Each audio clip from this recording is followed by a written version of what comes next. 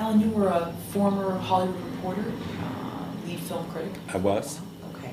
So what did this also teach you about formulating a story? And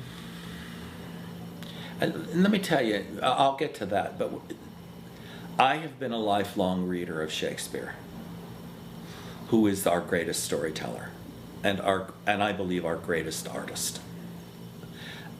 And I learned more about structure and storytelling from my lifelong reading of Shakespeare than anywhere else.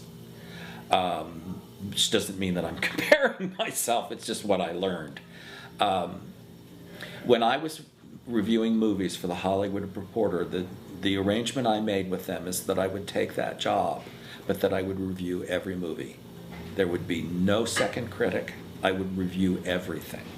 And I did it for a year and a half, and it was an extraordinary experience because that was in the middle 70s, but it gave me a view of what was going on in the world of filmmaking. And a lot of filmmakers of my generation were just beginning to make movies at that time, so I was able to encourage and review those filmmakers. And all the black exploitation movies were being made. I mean, I got a perfume note from Pam Grier, whose performance I had praised in a number of those movies. I learned more about the community, Hollywood, than I did about storytelling in that job. And also, when you're writing for a trade paper, that's a trade newspaper,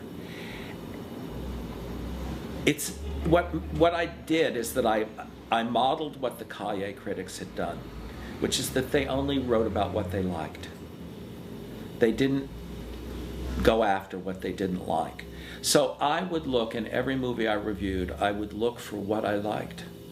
And it might be wonderfully staged stunt work, or wonderful acting in some minor roles. And I didn't dwell on what wasn't successful about the movie.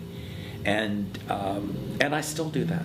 I need my dose of movie, and I watch movie every day. Thank God for Turner Classic Movies and all those cable channels, so I can get my dose of movie every day. And I still look for what I like. And you say being in that job taught you about the film community. What did it teach you? What were some of the unwritten rules that you learned that could actually still apply today?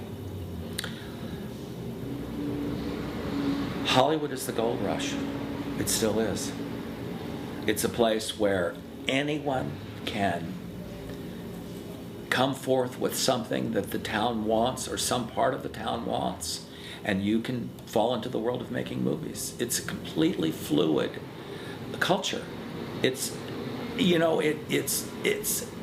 always welcoming, and it can be welcoming. There are many, many doorways.